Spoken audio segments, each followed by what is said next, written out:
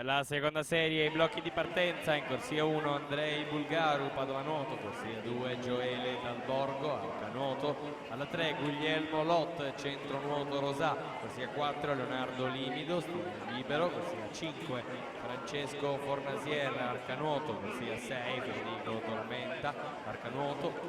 alla 7 Elia Furlan, Natatorium Treviso; corsia 8 Simone Niero, stile libero.